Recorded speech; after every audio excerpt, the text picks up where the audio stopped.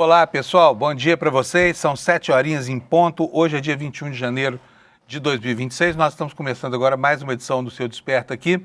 Eu espero que você tenha um ótimo dia. Vai chover em boa parte do Brasil e o clima no mundo cada vez mais quente. E eu não me refiro aqui, isso é apenas uma metáfora. Eu estou me referindo aqui ao que está acontecendo na geopolítica global. Ontem, em Davos, onde anualmente acontece o Fórum Econômico Global, foi um dia de estupefação entre os presentes aqui, com reações super negativas de líderes globais acossados por essa obsessão do psicopata que dirige os Estados Unidos, Donald Trump, em ampliar o território americano para a Groenlândia, estender para a Venezuela, México e também o Canadá. É um sonho expansionista, um sonho neocolonialista que assusta o mundo, porque ele parece preparar um cenário de guerra, uma guerra que talvez seja inevitável entre a Europa e os Estados Unidos de um lado e a Rússia do outro. A Europa, por seu turno, está cercada de problemas, né? E ontem o presidente da França, o Macron, disse que a Europa precisa sim de reformas, mas que ainda assim ela é um lugar onde há lealdade, previsibilidade e muitas outras coisas que a transformam num lugar melhor no mundo. Isso é uma referência objetiva ao caos que reina, por exemplo, dentro dos Estados Unidos e em todo o mundo por causa dessa nova ordem mundial que Trump quer fundar a partir do desaparecimento, né, das ruínas da ONU. A gente vai tratar bastante sobre isso. Aqui no Brasil também nós temos várias novidades aqui com relação ao Banco Master, né? No Congresso Nacional as coisas estão andando e já há 3 pedidos de CPI com um número de assinaturas suficiente para que os presidentes da Câmara e do Senado possam convocá-las, né? Possam autorizar a sua instalação. Uma na Câmara, uma no Senado e uma outra que é uma CPI mista entre a Câmara e o Senado. São esses os temas de que a gente vai tratar hoje, com bastante ênfase para a crise internacional e para essa crise do mercado financeiro a partir da quebra, da liquidação do Banco Master, né? E ontem, anteontem, aconteceram denúncias muito sérias. O senador Renan Calheiros, por exemplo, que como presidente da Comissão de Assuntos Econômicos tem se empenhado em entrar nesse assunto, já disse que os presidentes, o presidente e o ex-presidente da Câmara, o Arthur Lira, que é seu inimigo pessoal, e também o Hugo Mota, estão tentando atrapalhar a liquidação, estão tentando desfazer a liquidação, pressionando o Tribunal de Contas da União. Então esses são os nossos destaques. Antes de começar a tocar o noticiário aqui, vou falar com o meu amigo Alex, que hoje está inconsolável. Eu estou até com pena do Alex hoje, viu? Olha a cara dele, chorou a madrugada toda, porque tomar de 4, perdendo numa goleada histórica para o Novo Horizontino, não estamos falando de Corinthians, de Flamengo, nada disso, tá? Novo Horizontino, Alex, olha, eu sei que vai parecer sacanagem minha, mas eu vou desejar bom dia para você, Alex. Bom dia, Panunzio, bom dia a todos. Eu já recebi essa notícia ontem, meio triste. O Anderson colocou a musiquinha aqui pra ficar me zoando aqui no Switch. Então Qual é a eu música que ele aceito. colocou aí? É a música do Naldo, que é 1, 2, 3, 4, pra ficar. Como é? O Anderson não sabe, eu também não sei, mas é isso aí, Panus. É uma contagem até 4 ali. E eu estou meio triste. Ontem foi um dia histórico ali em Novo Horizontino, Novo Horizonte para os torcedores. Eu mesmo, Panunzio, eu sempre fico ali na esperança, vou dormir ali faltando um minutinho quando é um jogo ruim. Ontem, com 60 minutos de jogo, eu larguei a mão e fui pro meu quarto descansar um pouquinho e deixei o jogo pra lá. Em profunda depressão, viu, gente? Sim. Porque 4-0 do Novo Horizontino, realmente, nem o Uberlândia Esporte Clube é capaz de tomar uma goleada histórica dessa. Agora, o que foi que aconteceu, hein, que acabou redundando num resultado catastrófico como esse, hein, Alex? Sim. Então, Panuso, eu vou colocar aqui o resultado na tela para todo mundo verificar. O Grêmio é Novo Horizontino 4-0 no Palmeiras. Panuso, eu creio que é uma situação complicada, porque eu acho que já é o fim de ciclo do nosso treinador português Abel Ferreira. Ele Mas você falava tão bem dele no ano passado? Sim, só que, Panuso, 2026 mudou, virou o ano e o treinador ainda fica sempre reclamando das mesmas coisas, na arbitragem, do campo, isso e aquilo, mas a culpa nunca é dele. E ontem, querendo ou não, ele colocou um time ali meio misto, com 6 titulares e alguns reservas, e colocou a culpa nos garotos da base, sendo que eles não têm culpa nenhuma. O Campeonato Paulista é pra testar, e ontem, querendo ou não, ele tirou o Murilo, colocou o Benedetti, que é um zagueiro de 19 anos, e não deu muitos frutos, e no segundo tempo ele colocou o Luigi e deu muito certo, porque o Luigi deu assistência pro Robson, que fez o terceiro gol ali do Novo Horizontino, e depois Aliás, disso eu larguei a mão. o Robson fez 3 dos 4 gols do Novo Horizonte. Bom esse cara, hein? Sim, Panuso, ele é o carrasco do Palmeiras. Em 9 jogos contra o Palmeiras, ele tem 8 gols marcados. Já fez gol atuando pelo Fortaleza, Curitiba e agora pelo Novo Horizontino, Panuso. Não é melhor comprar o passe de jogador para ele parar de encher o saco de vocês, palmeirenses, hein, Alex? Então, Panuso, tem alguns caras que não são bons tecnicamente, mas com alguns times eles têm sorte. Então, eu fico meio assim, mas o Robson ontem fez o hat-trick ali, marcou 3 gols e parabéns pro Grêmio Novo Horizontino, que mereceu. Não era pra ter sido 4, era pra ter 5, 6, porque o Palmeiras ontem não jogou nada, Panuso, e eu sou fora Abel a partir de hoje. Ô, louco, tá aí, ó. Eu não queria ser treinador de futebol, não. Uma pisada na bola dessas e você perde o emprego. Fica desempregado um tempão, né? Bom, Alex, olha, eu lamento muito, mas, enfim, toca o barco adiante, porque futebol, né? Já dizia o velho, eu não sei de quem que é essa frase, mas, enfim, futebol é uma caixinha de surpresa, né? Isso de vez em mesmo. quando dessa caixinha de surpresa, sai cada notícia ruim pra caramba, Sim, vamos nessa, Panuso, pro Vamos programa nessa, pra vamos nós. nessa. Gente, chuvarada no Brasil inteiro, praticamente, tá? E nós temos aqui um mapa dos alertas do INMET, olha, que assinala toda essa área que vai desde lá da Cabeça do Cachorro e vem até o litoral de São Paulo como uma área de perigo potencial da ocorrência de fenômenos meteorológicos graves, né? Hoje de manhã, quando vim aqui para o trabalho, a chuva tinha dado uma trégua, mas choveu a madrugada inteira aqui em São Paulo, está fazendo um friozinho, o dia levantou hoje com 17 graus, né? O que é um alívio perto do calorão que a gente viveu aqui no fim do ano passado, tá? Mas nós temos 2 regiões que concentram esses alertas. Uma delas é aqui o litoral do Espírito Santo, né? Do sul da Bahia até a região de Campos, no Rio de Janeiro, vai chover a cântaros lá. E depois nós temos uma região aqui no sudoeste goiano, região de Rio Verde ali, é um outro alerta de acumulado de chuvas, tá? Então, o pessoal que se acautele. Mas em toda essa faixa alaranjada, né, que está aí no coraçãozinho do Brasil, vai chover muito forte durante o dia de hoje, tá bom? E vamos agora passar as temperaturas aqui para a gente poder ter uma ideia do que está acontecendo na capital do seu estado. Está aqui o mapa. Começando, como eu sempre faço, por Porto Alegre. Hoje, dia de tempo bom, céu claro lá em Porto Alegre. A máxima chega a 29 graus. Em Florianópolis também tempo bom, bom até para a praia. 28 graus de temperatura máxima. Em Curitiba também céu aberto, poucas nuvens, 24 graus de temperatura. Aqui em São Paulo, muitas nuvens no céu, principalmente durante a tarde, onde as chuvas devem cair, com máxima de 22. E teremos uma queda de temperatura prevista aí, né? A mínima dos 16 pula para os 14. Lá no Rio de Janeiro, essa frente fria que está provocando chuvas no Brasil inteiro também está provocando seus efeitos. 25 graus de temperatura máxima e previsto muita chuva lá hoje, hein? Mas vai chover mesmo aqui em Vitória, ó. 23 graus de temperatura máxima, nuvens e pancadas de chuvas e trovoadas. Em Belo Horizonte também, aguaceiro por lá, máxima de 22 graus. Centro-Oeste, Goiânia terá pancadas de chuva e trovoadas com máxima de 27 graus, aqui vai chover pra caramba aqui, hein? Brasília, pancadas de chuva, trovoadas, 25 graus de temperatura máxima. Em Campo Grande, 32 graus, poucas nuvens no céu, dia azul, ao contrário de Cuiabá, que terá chuva, com 31 graus de máxima.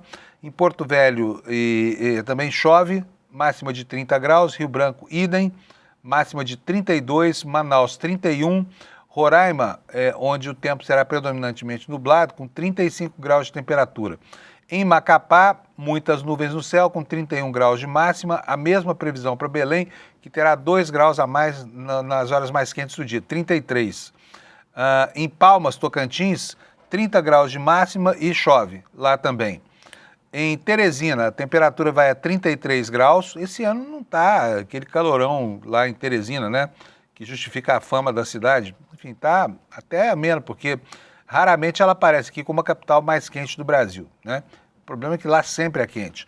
E a máxima vai ser de 33 graus, portanto, um dia de refresco para a população lá de Teresina. Em Fortaleza, deve chover, nuvens no céu, né, chuva isolada com 30 graus. Nas demais capitais, à exceção de Salvador, também deve chover, menos em Natal, tá? Que terá céu aberto com nuvens, né, da maior parte do dia, 31 graus de máxima. João Pessoa vai ter 31, chuva isolada, a mesma previsão para Recife, com a mesma temperatura. Maceió, 32 graus, chuva isolada. Aracaju, 31 também. E Salvador, muitas nuvens, chuva isolada. Esta é a previsão do tempo para hoje, tá? E agora eu vou passar aqui as notícias que estão no nosso portal, no ICL Notícias, para você ficar bem informado. E se você quiser detalhes disso aqui, você pode consultar o nosso site, iclnoticias.com.br, tá bom? Antes disso, eu já antecipo que nós vamos ter daqui a pouco o Kleber Lourenço e o Luiz Costa Pinto. Nós vamos falar bastante também sobre o Banco Master, porque tem novidades aí, né? O Toffoli, por exemplo, já marcou a data dos depoimentos daquelas 11 pessoas, que agora serão 8, que ele mandou ouvir, assim, ó, no atacado, né? Em 2 dias tem que ouvir todo mundo. Não se sabe por quê. E, ao mesmo tempo, o ministro Edson Fachin tentando salvar os dedos do Supremo, porque os anéis já se foram com essas atitudes heterodoxas que o ministro Dias Toffoli tem tomado e ninguém está entendendo nada, tá bom? Então vamos aqui para os destaques. Olha só, a matéria do Kleber Lourenço, daqui a pouco ele vai dizer para nós o que exatamente está acontecendo, mas há uma decisão do Supremo que cria um liberou geral para que os militares que fossem condenados possam retornar à ativa, tá? É gravíssimo isso aqui. E nós temos a informação de ontem ainda, que nós vamos analisar um pouco melhor hoje, sobre os impedimentos que surgem dos regulamentos das Forças Armadas em relação ao trabalho de militares que foram condenados. Não pode, tá? Apesar de que as Forças Armadas estão muito empenhadas, principalmente o Exército, em dar ao Marcelo Câmara, né, e a outros oficiais uma condição especialíssima, né, de trabalhar no campo da doutrinação militar, ensinando para os cadetes como é que um golpista se comporta, tá? O que significa que está ainda muito longe o dia em que as Forças Armadas brasileiras vão aceitar um redirecionamento e a profissionalização, porque a cantilena ideológica continua dando o mote aos diálogos dentro dos quartéis, tá bom? Vocês já ouviram falar num tal Tinder nazista? É um aplicativo de relacionamentos, mas só pode entrar gente branca, gente loirinha de olho claro, né? E o Jamil Chad está nos mostrando na coluna dele que tem brasileiro aderindo a essa plataforma, tá? Só pode branco, tá? Tá na moda agora essa história toda, desde que o Trump se arvorou senhor do mundo e ele é um segregacionista, confesso, aí de repente começam a surgir essas novidades, né? Com relação aos destaques secundários, nós temos aqui nesta coluna lateral aqui a informação de que o deputado Sóstenes Cavalcante, que é o líder do PL, não se lembra se pagou o imposto ou não do imóvel que seria justificativo para aqueles 400 e quase 500 mil reais que foram encontrados numa sacola na casa dele, né? Que ele disse, não, eu esqueci lá, afinal de contas, quem é que não tem 470, 480 mil em casa? Qualquer um de nós tem, não é verdade? Bom, vamos lá. Ainda no campo da relação entre militares e o golpismo brasileiro, uma informação triste dando conta de que o Ministério Público Militar pediu o arquivamento da perda de patente de Bolsonaro. E olha, é a segunda vez que Bolsonaro vai escapando, né, graças a estratagemas da Justiça Eleitoral ou, né, dos seus satélites, Ministério Público Militar, por exemplo, que insistem em deixar sem punição essa gente, sem punição administrativa, no caso, né, a perda da patente que nós estamos falando, tá bom? Em relação ao escândalo do Master, a apuração de que a Previdência do Rio, que se chama Rio Previdência, investiu 150 milhões no Banco Master, dos quais só restaram 17 milhões, ou seja, dinheiro que o funcionalismo do Rio vinha juntando para a aposentadoria, que derreteu depois que gente como o governador Cláudio Castro resolveu embarcar na aventura de tentar salvar um banco condenado como era o Banco Master, né? Também temos a informação de que a ministra Gleisi vai ser candidata ao Senado pelo Paraná. Isso implica a desincompatibilização precoce, né?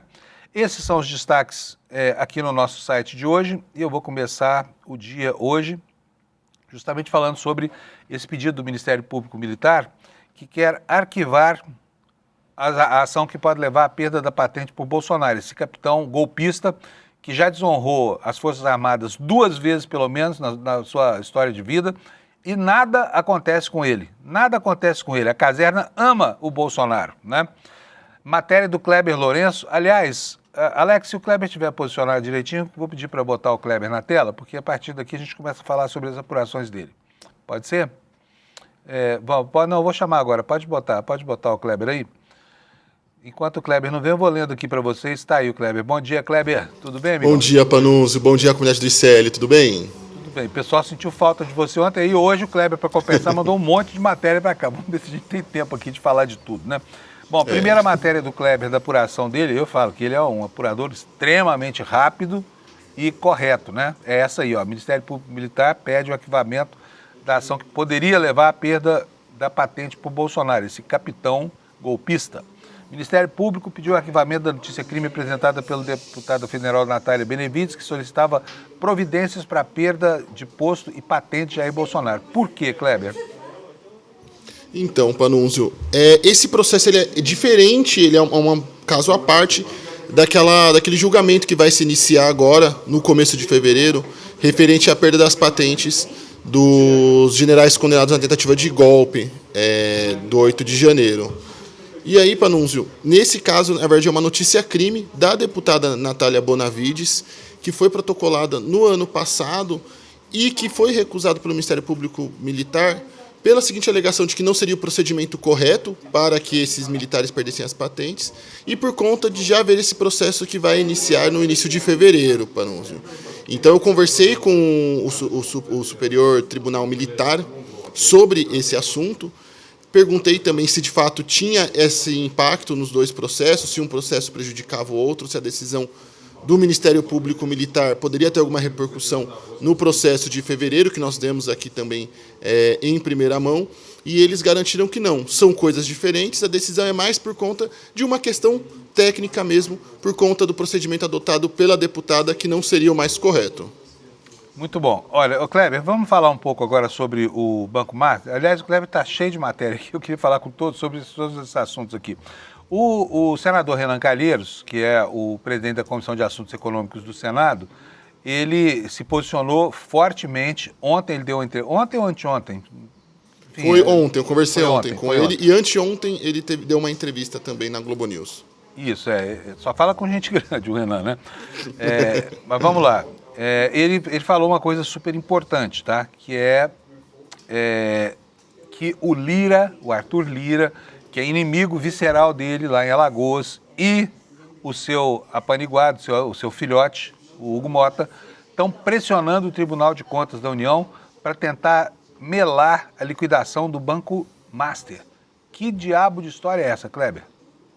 Exatamente. Nos assuntos que eu conversei com o Renan, ele decidiu evitar, por enquanto, abordar esse tema, acho que até por conta da gravidade do assunto e as repercussões que isso pode chegar, a gente acabou deixando isso para um segundo momento. O que eu conversei com ele ontem, principalmente, Panunzio, foi sobre um questionamento que ele já vem fazendo nos últimos meses em relação ao Banco Central, que, segundo ele, fez uma espécie de acordo de leniência com o antigo presidente da instituição, o Roberto Campos Neto, num processo referente a operações de câmbio, quando o ex-presidente do Banco Central trabalhava e era presidente no Banco Santander. Segundo o senador, ele era alvo de uma ação que poderia chegar em multas administrativas em cifras milionárias, só que por conta de um ajustamento ali feito com o Banco Central, ele acabou pagando multas muito menores e fugindo de algumas responsabilizações. Então, ele vem insistindo nesse assunto, ele falou de forma muito ampla, e toda a entrevista e a minha conversa com o Renan Calheiros está lá no site do iclnoticias.com.br, Panunzio. Muito bom. Kleber, vamos voltar aqui a falar sobre os militares golpistas, né? A gente estava falando sobre essa rejeição do Ministério Público Militar em apresentar denúncia para iniciar um processo de perda de patentes, por essas justificativas todas que ele já falou aí para vocês. Agora, alguns dos militares de alta patente condenados, o general Paulo Sérgio, por exemplo, e o Mário Fernandes, que é o terrorista principal da trama golpista, já conseguiram autorização para começar a trabalhar no setor de doutrinação do Exército, né? E aí nós temos essa matéria que o Kleber fez aí também, por ação dele, dizendo que essa decisão que autorizou, né, no Supremo que esses militares trabalhassem dessa forma podem representar um liberou geral para os demais militares condenados. Por quê, Kleber? Exatamente. Eu conversei com alguns juristas especialistas em direito militar sobre esse assunto, entre eles o advogado Cláudio Lino e também o advogado Pedro Henrique Rocha Ferreira, e eles estavam falando principalmente em dois pontos importantes, sobre a diferença nos tratamentos. Afinal de contas, dentro das três forças, militares condenados por processos muito menores, por questões muito mais laterais, são quase que automaticamente expulsos da força, alguns casos perdem a aposentadoria e outros benefícios aos quais conhecemos. E no caso desses militares, desses generais, e agora também no caso do oficial Almirante Garner da Marinha, que também fez o pedido para trabalhar na Marinha, eles têm a possibilidade de voltar a trabalhar nas forças, inclusive em posições estratégicas.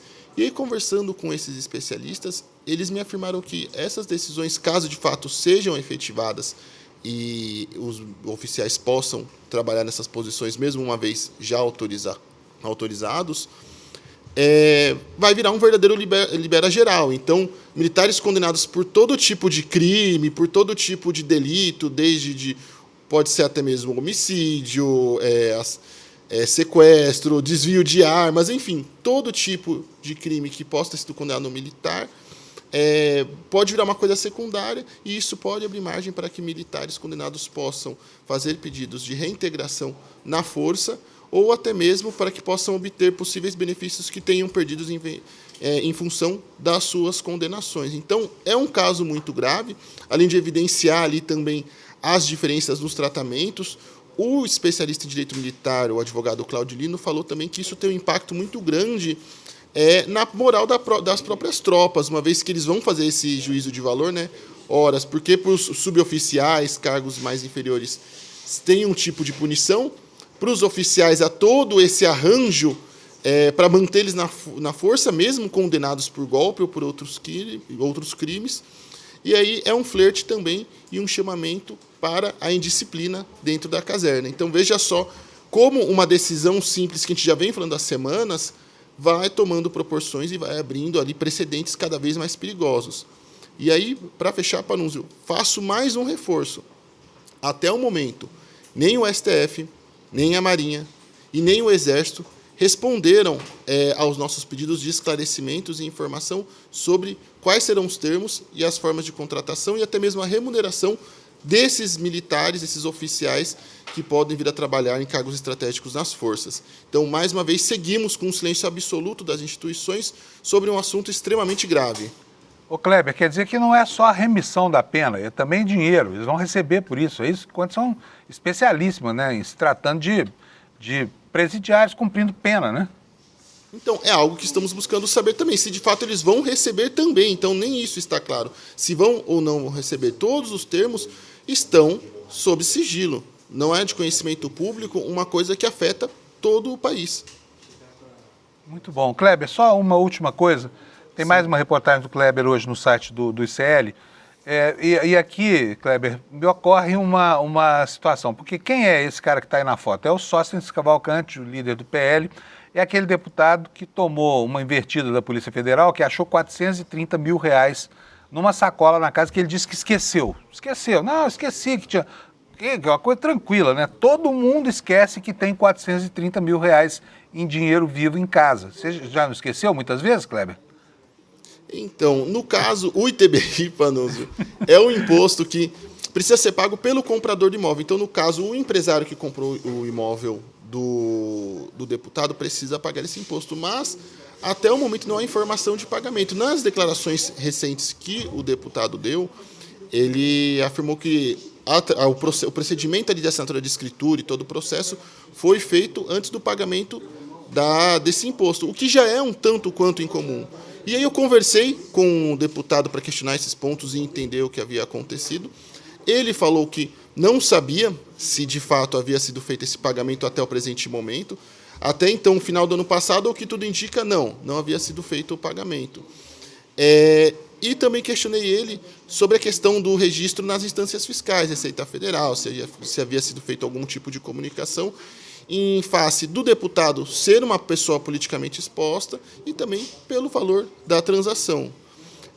O deputado Sóstenes falou comigo sobre isso e ele disse, eu vou até pegar a declaração dele específica sobre esse tema também, Panunzio. Ele falou: a Receita Federal é informada na declaração anual de imposto de renda. O que será feito no prazo estabelecido em lei será feito. Porém, numa coletiva que ele deu para jornalistas na Câmara dos Deputados em 19 de dezembro do ano passado, ele disse a seguinte frase, Panunzio: eu vendi um imóvel e recebi dinheiro lacrado, tudo normal. É uma venda de um imóvel que estará. Já está o imóvel declarado no meu imposto de renda. Tudo. Não tem nada de ilegalidade nisso. Então, ontem ele conversou comigo falando que será ali declarado no prazo estabelecido em lei, mas em dezembro do ano passado ele disse que já havia sido declarado esse imóvel. Então, é mais uma confusão nessa história. E só sobre o ITBI também, para a gente retomar, Panunzio, é necessário que esse imposto seja pago, um imposto municipal, para que a transferência da propriedade seja concluída efetivamente. Apenas em casos muito específicos isso é dispensado, mas o processo de efetiva transferência costuma não ser concluído sem o pagamento desse imposto. E aí eu questionei também ele sobre isso, falei: olha, deputado, estou te questionando um ponto que a própria Polícia Federal também vai questionar, uma vez que se esse imposto não foi pago pelo comprador do imóvel, a transferência não foi concluída. Então, já recebeu dinheiro, a transferência não teria sido concluída, e ele disse que o que ele estava me falando é a mesma declaração que ele dará à Polícia Federal quando questionado. Muito bom, Kleber. Muito obrigado por tantas informações aqui para começar bem o nosso dia. E a gente se encontra amanhã, eu espero, aqui no Desperta. Obrigadão, viu, Maravilha, Panunzio. Só um último ponto importante. Pois não. Já saiu também de manhã agora no site uma reportagem minha sobre a cidade da corrupção, Turilândia, que teve prefeito, vice-prefeito e vereadores presos.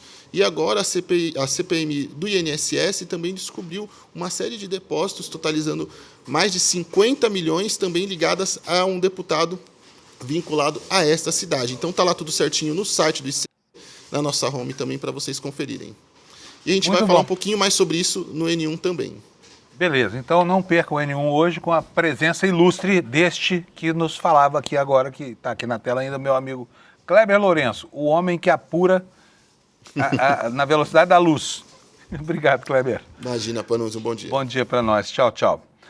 Bom, daqui a pouquinho nós vamos ter o Lula Costa Pinto, porque as informações sobre o Banco Master estão pululando aí, né? Quer dizer, quanto mais os dias passam, mais elementos dessa questão escandalosa são conhecidos, né? E nós temos um noticiário bastante farto hoje nos jornais. Enquanto eu aguardo a chegada do Lula daqui a mais 12 minutinhos, vamos falar sobre o que está acontecendo com o mundo. Ontem, lá no Fórum Econômico de Davos, muitas reclamações, Ursula von der Leyen, principalmente Macron, todo mundo assustado com relação a essas empreitadas do Trump. O presidente Lula não foi, mas falou sobre esse clima criado pelo Trump no mundo, estranhando, né, que ele queira, de repente, criar essa nova ordem mundial, pilotando o planeta pelas redes sociais. E é essa a sonora que a gente vai botar para você agora. Por favor, Alex. Você veja uma coisa, vocês já perceberam que o presidente Trump quer governar o mundo pelo Twitter? É fantástico. Todo dia ele fala uma coisa e todo dia o mundo fala aí da coisa que ele falou. Todo dia você acha que é possível, gente? Pois é. Uma fala dura. O presidente está cumprindo o seu papel aqui de defensor do multilateralismo, porque essa proposta indecorosa que o Trump faz ao mundo, ele chama de convite, né, a 60 países para compor um tal Conselho da Paz, onde ele é o soberano, só ele pode fazer tudo, isso está preocupando o planeta, tá? E ontem o presidente da França, o Macron, deu uma resposta das mais duras. O discurso do Macron, ele fez eco no mundo inteiro e eu vou mostrar para vocês agora. Preste atenção porque você vai ter que ler a legenda, tá bom? Bota para nós, por favor, a fala do Macron, Alex. we have a place where rule of law and predictability is still the rule of the game. And my guess is that it is largely underpriced by the market. And beyond what you can do in terms of investment, what you can do in terms of strong ambitions, having a place like Europe, which sometimes is too slow, for sure, and needs to be reformed, for sure, but which is predictable, loyal, and where you know that the rule of the game is just the rule of law, it's a good place. And I think this is a good place for today and for tomorrow. We do believe that we need more growth, we need more stability in this world. But we do prefer respect to bullies, we do prefer science to plotism, and we do prefer rule of law to brutality. You're welcome in Europe, and you are more than welcome to France. Foi muito aplaudido, né? Foi muito aplaudido. E ontem foi um dia que os líderes mundiais se revezaram na tribuna para criticar o governo Trump. Mas o Trump tem alguns aliados. Por exemplo, Paraguai e Argentina já disseram que topam participar desse conselho e tudo mais. O restante são países de importância secundária e que são governados pela chamada extrema-direita global, né? Esses já estão ao lado do Trump lá. Mas a ideia de ter grandes líderes mundiais tutelados por um Trump plenipotenciário desse novo conselho, que substituiria os organismos multilaterais, como a ONU, por exemplo, isso o Trump já deixou claro que é o objetivo dele, tá bom? E eu vou mostrar para vocês a capa do New York Times de hoje, porque uma parte grande da imprensa americana não compra essas teses, né? Uma parte da opinião pública americana, e uma parte cada vez maior, condena esse tipo de coisa. E está aqui, olha, na capa do maior jornal dos Estados Unidos, há uma reportagem também analítica, né, sobre esse aumento das tensões com a Europa, né? E aí eu queria que você reparasse numa coisa. A gente pouco tem falado sobre o Putin nessa crise. O Trump repete o tempo inteiro que quer a Groenlândia porque a Rússia e a China a querem também. E o Putin está muito suave com relação a isso. Ele já disse até que entende as razões históricas da cobiça dessa região do planeta pelos Estados Unidos, que não seria novidade. Já teria ocorrido isso aí há mais de um século, depois ao final da Primeira Guerra, ao final da Segunda Guerra, e novamente a ideia voltou. Ele disse que considera isso algo que não é exorbitante, tá? Mas a opinião pública americana está considerando, sim, uma exorbitância, tá? E tudo lá, hoje nos Estados Unidos, acontece em função desse movimento do Trump em direção à Groenlândia, tá? No próprio Partido Republicano dos Estados Unidos há dificuldades para aprovação dessa matéria. Eu vou ler aqui um trechinho dessa reportagem que está na capa do jornal, que é o destaque central da edição de hoje do New York Times. As exigências belicosas do presidente Trump sobre a Groenlândia e a participação no Conselho da Paz estão aprofundando as preocupações sobre o destino da Aliança Transatlântica, que é representada pela OTAN, né?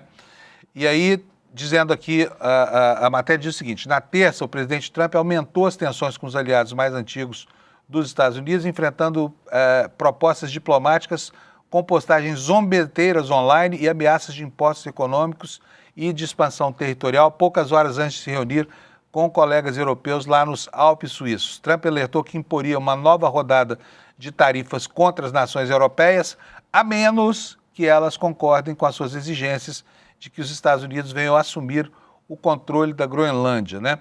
E o Trump parece cada vez mais sem limites, né? Porque questionado sobre se ele usaria força, ele diz o seguinte: olha, você vai ver do que nós somos capazes, tá? E há um outro assunto aqui, que ontem, isso foi uma intercorrência aqui, o Air Force One teve uma pane elétrica e teve que retornar à base. Está aqui, olha, a matéria também no New York Times, dando conta de que o Air Force One, que é o gabinete alado do presidente dos Estados Unidos, né, retornou à base de Andrews na terça-feira à noite com o presidente Trump a bordo, depois que passou por um pequeno problema elétrico, disse uma autoridade da Casa Branca. A secretária de imprensa Karoline Leavitt disse que Trump embarcaria num avião diferente na base e continuaria para a Suíça, onde ele vai participar do Fórum Econômico Global. Tá? E aqui mais uma informação do New York Times. O Air Force One, ele deveria falar no Fórum Econômico lá de Davos por volta das 8h30, horário da costa leste dos Estados Unidos, né? Mas teve que dar meia volta e por causa dessa pane elétrica, e aí o Trump trocou de avião, tá bom? Ainda sobre esse assunto, nós vamos ter daqui a pouco mais informações, mas eu vou passar agora para a política nacional, porque já nós vamos ter o Lula aqui conosco falando sobre o Banco Master, e aí não vai dar tempo de fazer tudo, tá bom? Começo aqui informando para vocês que, né, novos tempos. E aí o governador Tarcísio de Freitas, que iria visitar o Bolsonaro amanhã, desmarcou a visita. O que será que está acontecendo no mundo do bolsonarismo? A informação do UOL dá conta de que o governador de São Paulo cancelou a visita, que faria lá na Papudinha, né? Ele afirmou que a visita será adiada para cumprimento de compromisso em São Paulo. Informação confirmada ao UOL pela Secretaria de Comunicação de Estado, que informou que uma nova data será solicitada. E vai precisar solicitar a quem? Ao ministro Alexandre de Moraes, né? Ao ministro Alexandre de Moraes. Enquanto isso, internamente lá no Supremo Tribunal Federal, o assunto também continua reverberando, tá? A Malu Gaspar nos informa na edição de hoje do Jornal o Globo que o Procurador-Geral da República não vai se manifestar, não deve pedir afastamento de Toffoli do caso Master. Mas o ministro Fachin cancelou as férias para conversar com todos os colegas dele, para encaminhar uma solução para tirar o Supremo do atoleiro em que o Toffoli o enfiou. O que diz aqui a reportagem da Malu Gaspar? Apesar da insatisfação do Supremo e na própria Procuradoria-Geral da República com a condução de Dias Toffoli do caso do Banco Master, o PGR não vai pedir o afastamento do ministro das investigações envolvendo uma fraude bilionária no banco do Daniel Vorcaro. Segundo fontes a par das investigações, tentar afastar Toffoli do caso do Banco Master não seria um bom movimento em termos estratégicos.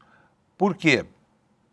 Porque isso poderia abrir uma brecha para eventuais pedidos de nulidade de provas colhidas depois que o caso subiu para o Supremo Tribunal Federal, né? E ontem, muitos juristas chamando atenção para a possibilidade que nós já levantamos na semana passada aqui, depois de ouvir alguns juristas, de que esses movimentos do Toffoli levem à anulação das provas, né? E o Brasil é cheio de vai e voltas, né? Só para lembrar aqui rapidamente, assim, de cabeça, vocês vão de se lembrar que quando o Collor caiu, sofreu impeachment, ele não foi condenado criminalmente por causa do Ministério Público, do então procurador Aristides Junqueira, que conseguiu desqualificar uma prova, sem querer, tá? por conta de uma ação expevitada. E o Collor ficou livre da cadeia até ficar velhinho agora, quando foi preso, porque estava roubando de novo lá da Petrobras. Tá? E aqui uma explicação para essa atitude do Procurador-Geral da República. Qualquer ofensiva nesse sentido, capitaneada pela PGR, poderia ser interpretada como uma declaração de guerra ao Supremo Tribunal Federal, Ministério Público contra o Supremo, em um momento em que o próprio Toffoli já está em guerra com a Polícia Federal e o Tribunal, na mira da opinião pública, também em razão da atuação do ministro Alexandre de Moraes nos bastidores e a favor do Banco Master. Eu quero saber do Alex se o Lula já está ok, porque aqui começam as informações. Posso chamar, Alex? Beleza. Vamos lá colocar o Lula na tela, então, porque o Lula tem, como sempre, informações ótimas. Bom dia, Lula. Tudo bem? Bom dia, Fábio. Bom dia quem nos escuta, quem nos assiste aqui. Lula, hoje tem matéria da Malu Gaspar no Jornal o Globo, trazendo mais algumas novidades em relação à mulher do ministro Alexandre de Moraes. A Malu Gaspar foi que deu conhecimento ao mundo de que a dona Viviane Barros de Moraes, tem um escritório de advocacia grande junto com os filhos, e a mulher do ministro Alexandre de Moraes, tinha um contrato de quase 130 milhões de reais com o Banco Master, mas o nome dela não aparecia em lugar nenhum. Mas agora começa a aparecer nos processos do Master, e em processos que estão tramitando na Suprema Corte, não é isso, Lula? É isso, Fábio. Eu acho que o mais relevante nessa coluna da jornalista Malu Gaspar é que ela, sem dizer que o faz, ela praticamente indica quem foi a fonte original dela nesse processo, que é o investidor, o controlador do fundo Ash Capital, o Vladimir Timmerman. Vladimir Timmerman, lá na origem, antes do início de todo esse processo, ele já tinha uma ação judicial contra o Daniel Vorcar, o Banco Master, Nelson Tanuri, Gafisa. Né? O Tanuri, como sabemos, é o cabeça de todo esse grupo que se reunia sob o guarda-chuva da REAG Participações, operadora de fundos, distribuidora de títulos e valores mobiliários, que foi liquidada no dia 15 de janeiro deste ano já. E a REAG é quem dava suporte aos fundos operados pelo Banco Master. Então, esse Vladimir Timmerman, que já teve operações muito próximas e dentro da REAG, ele disputava o controle da Gafisa com o Tanuri e com o Daniel Vorcaro lá atrás, numa ação que corria na Justiça Federal em São Paulo. Essa ação teve um acórdão publicado neste fim de semana, foi divulgado na segunda-feira agora, e isso, nesse acórdão está claro que naquela ação a mulher do ministro Alexandre de Moraes era defensora do Daniel Vorcaro e do Banco Master junto com os filhos do ministro. E isso tudo está exposto agora nessa coluna. Coluna também em que ela especula sobre os desdobramentos do caso, né, e vai na direção de dizer que o ministro Dias Toffoli não largará de forma alguma a relatoria, né, do caso Master no Supremo. Eu, de fato, acho que ela tem razão nesse aspecto, mas acho que está se construindo, por meio da ação do presidente do Supremo, o ministro Edson Fachin, a descida do caso do STF e o retorno dele para a Justiça Federal Criminal, porque não há nenhum elemento que faça com que seja mantido esse caso no Supremo Tribunal Federal. O argumento para ele subir foi porque tinha, vocês lembram, você lembra, Fábio, aquela promessa, aquela minuta de contrato de compra e venda celebrado entre o Daniel Vorcaro e o deputado João Carlos Bacelar, da Bahia, de uma área enorme, acho que 1.000 alqueires, em Trancoso, na Bahia, um contrato em que o João Carlos Bacelar compraria essa área do Banco Master por 250 milhões de reais. Mas esse não era um documento, não estava assinado, não era formalizado. Então, isso não colocou o deputado João Carlos Bacelar no rol de investigados. Então, não há motivos para que esse processo esteja tramitando no foro privilegiado do Supremo Tribunal Federal, e isso tem que descer. Né? Talvez seja a solução menos traumática em todo o processo. Em paralelo a isso, o ministro Luiz Edson Fachin, presidente do Supremo, antecipou a sua volta do recesso e ontem mesmo foi a São Luís, esteve com o ministro Flávio Dino. Hoje ele vai tentar estar pessoalmente com os ministros Cássio Nunes e André Mendonça, né, para conseguir uma maioria, pelo menos, de votos no Supremo Tribunal Federal e aprovar, enfim, o Código de Conduta da Magistratura Brasileira. E esse Código de Conduta, a tendência é que ele vede comportamentos suspeitos, como esses que a gente está cansado de relatar aqui, Fábio. Ô Lula, sobre essa empreitada do ministro Fachin para tentar salvar os dedos do Supremo, uma vez que os anéis o Toffoli já levou faz tempo, o Supremo Tribunal Federal não tem ainda uma alternativa, né, para resolver a situação do Toffoli. E ontem o senador Renan Calheiros trouxe um alerta muito grave, muito severo, né? Ele falou com todas as letras numa entrevista à Globo News que, eu vou até pedir para o Alex colocar na tela aqui, nós não podemos, infelizmente, reproduzir a entrevista à Globo News, porque não é nossa, né? Mas o Renan Calheiros botou a entrevista no perfil dele, um videozinho lá, reproduzindo a entrevista, e disse isso aqui, olha, as informações são graves, o atual e o ex-presidente da Câmara estariam pressionando os setores do TCU para interferir no processo de liquidação. As instituições não podem ser usadas para atender a interesses privados, a verdade precisa vir à tona. A gente tem que considerar, Lula, que o Renan é inimigo visceral do Arthur Lira, mas o quanto há de inimizade nisso e quanto há de verdade factual? Eu acho que o senador Renan Calheiros está absolutamente correto no que ele fala, no que ele denuncia, né, Fábio? E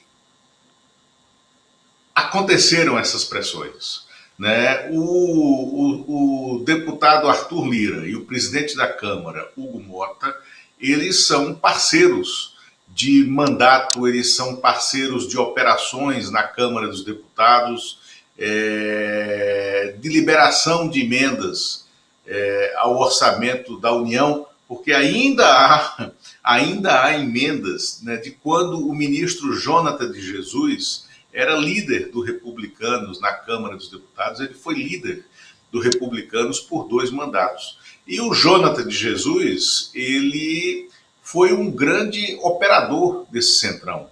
E ele fez emendas ao orçamento da União, emendas que não foram integralmente pagas ainda.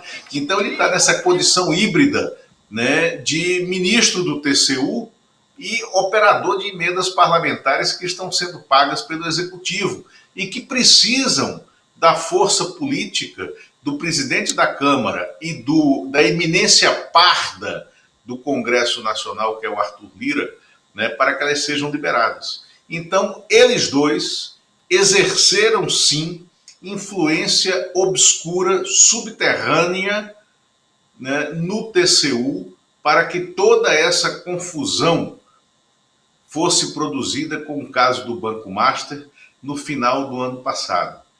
Nós sabemos, demos aqui, e virou um escândalo nacional, o pagamento de influenciadores da internet para que entre os dias 29 e 31 de dezembro do ano passado, eles inundassem as redes sociais, inundassem os blogs, né, os perfis de direita, de extrema-direita, criando uma grande confusão, dizendo que o TCU poderia desliquidar o Banco Master, que o TCU poderia intervir no Banco Central, o que é uma maluquice absurda. Gastou-se energia institucional para se desfazer essa confusão, gerou-se uma crise política na primeira semana do ano para se desfazer essa confusão, e nós sabemos que houve a influência, sim, do deputado Arthur Lira, do presidente da Câmara dos Deputados, Hugo Mota, intercedendo a favor do Banco Master para potencializar essa confusão dentro do TCU com o relator do caso, que é impróprio de circular lá, Jonathan de Jesus. Esse escândalo do Banco Master, olha, é aquilo que o ministro Teori Zavascki falava, né? Puxaram a pena, tinha uma baita galha, talvez um pavão atrás dessa pena, né, o Lula? Agora, ontem, 3 CPIs conseguiram um número regimental de assinaturas para acontecer sobre o Banco Master. Uma na Câmara, uma no Senado e outra mista. E eu queria saber de você se alguma delas, na sua maneira de enxergar o problema, vai sair do papel. Porque aí tem Hugo Mota para embarrear na Câmara, tem o Alcolumbre no Senado e tem o Alcolumbre também no Congresso. Como é que fica a situação dessa investigação parlamentar, Lula? Sai ou não?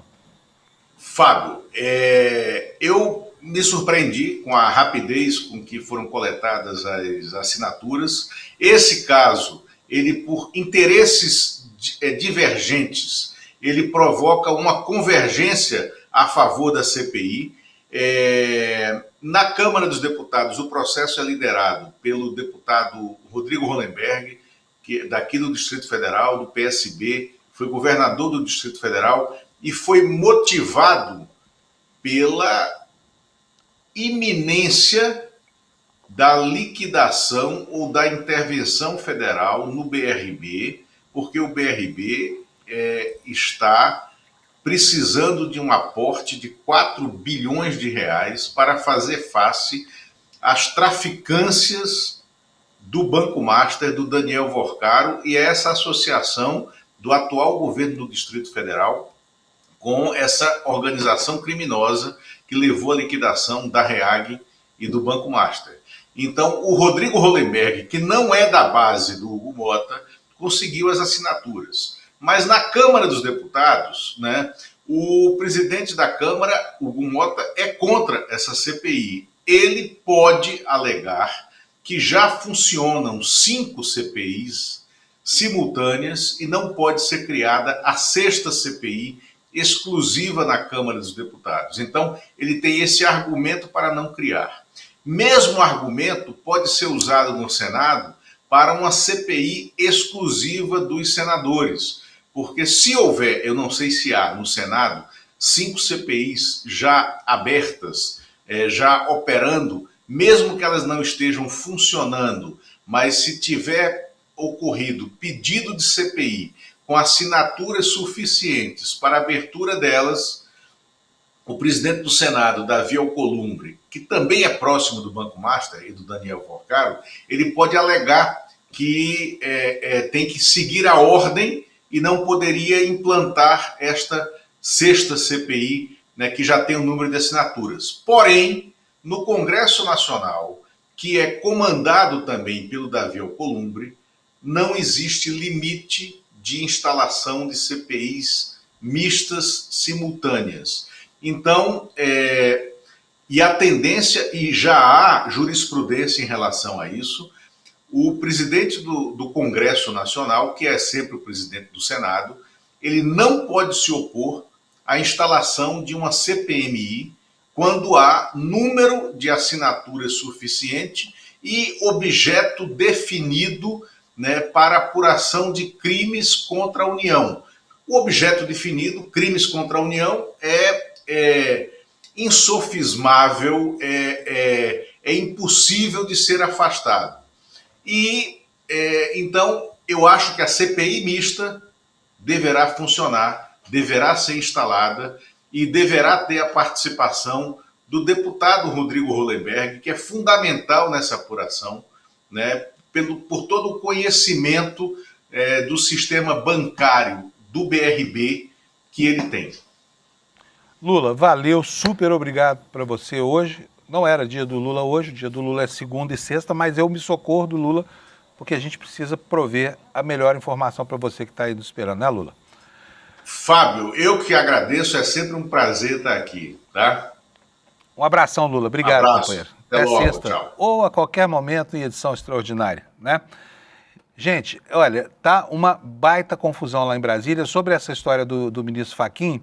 A nossa ex-colega aqui, a Carolina Brígido, que hoje está no estado de São Paulo, está nos informando que essa peregrinação do Fachin é para obter mais 2 votos para tentar entabular a aprovação de um código de ética lá para responder a essa crise no Supremo Tribunal Federal, porque afinal de contas, né, não bastassem os ataques da extrema-direita que quer simplesmente extinguir o Tribunal, a Corte Constitucional, agora nós temos também ataques que partem de dentro, né? E aí o ministro Edson Fachin lançou essa ideia de um código de conduta, ela foi muito mal aceita no começo e, por incrível que pareça, hoje está faltando votos dos ministros que são progressistas nessa história toda, tá? O Fachin já teria 5 votos, precisaria de mais 2 votos, como diz aqui a Carolina na edição de hoje do jornal O Estado de São Paulo, e está em campanha, o presidente do Supremo em campanha para conseguir mais 2 votos, tá bom? Bom, vamos mudar de assunto. Na seara eleitoral, temos aqui uma novidade. A ministra Gleisi Hoffmann disse que foi pressionada pelo presidente Lula para concorrer ao Senado pelo Paraná. Então, assim, a mosca azul picou e vamos ver por quê. Para concorrer ao Senado pelo Paraná, ela vai ter que se desincompatibilizar da condição de ministra, né, do governo Lula.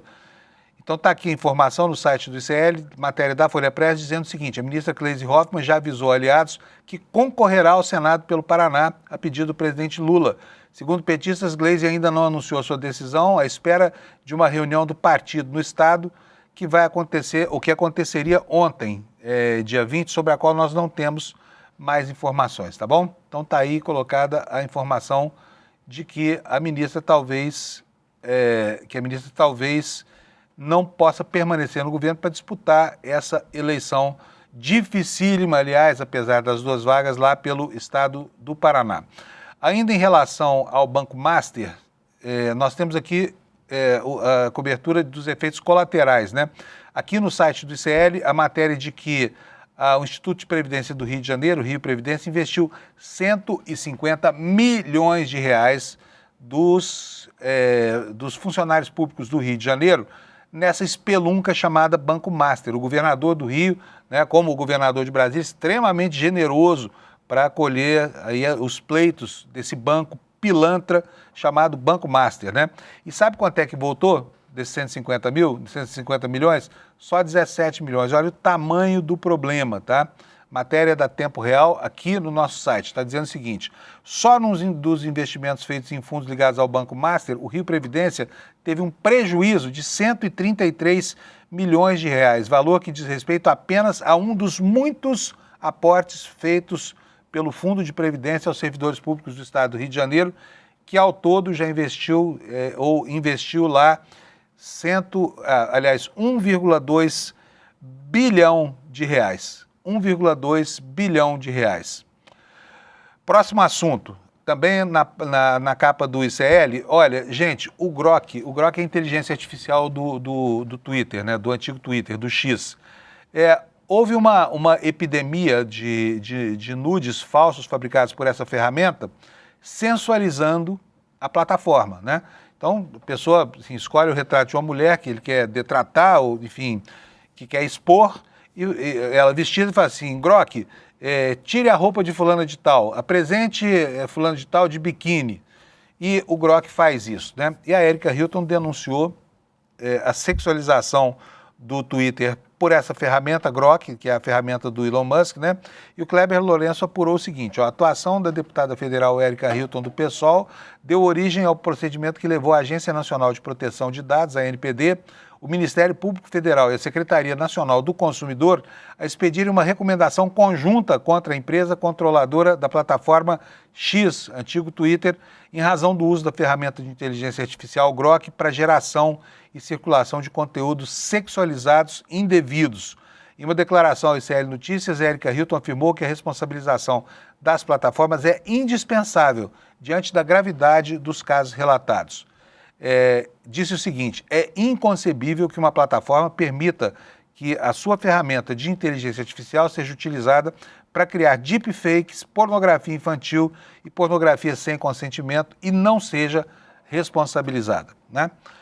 Com isso, eu encerro aqui o noticiário de hoje, vou deixando aqui um monte de assuntos da nossa pauta para o N1 e que vai aprofundar essa discussão daqui a pouco, tá bom? A discussão sobre os temas que, infelizmente, não foi possível abordar por causa do tempo exíguo aqui. Mas eu quero reforçar o convite para que você acompanhe conosco, depois de amanhã, dia 22, às 8 horas da noite, aqui no canal do ICL do YouTube, uma live em que o Eduardo Moreira vai revelar aqui os detalhes dessa pesquisa que o ICL encomendou para saber, de fato, qual é o perfil que pensam, na verdade, os brasileiros sobre o seu país. Então, para você acompanhar isso junto conosco, vai ser às 8 horas da noite, você só precisa vir aqui no icl.com.br/pesquisa e deixar aqui o seu endereço de e-mail para que a gente possa enviar para você o convite para participar dessa live, tá bom?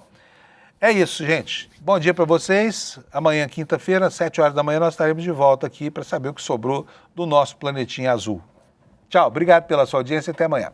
Eu tenho certeza que você, quando assiste o resultado divulgado por essas pesquisas eleitorais, pesquisas de opinião, tem aquela sensação de eu sei que não é assim. Nunca me perguntaram, eu duvido que seja assim que o brasileiro pensa. E você tem razão, porque a forma como essas pesquisas são feitas induz as pessoas a responder não o que as pessoas pensam de verdade, mas o que elas acham que é a resposta certa para o que foi perguntado. O ICL realizou um dos seus investimentos mais ousados até hoje e fez a maior pesquisa já realizada no Brasil sobre como pensa de verdade o brasileiro. Usando uma metodologia extremamente moderna, nós entrevistamos 10 mil pessoas nos 4 cantos do Brasil sobre os temas mais importantes. E os resultados são surpreendentes. No dia 22 de janeiro, às 8 horas da noite,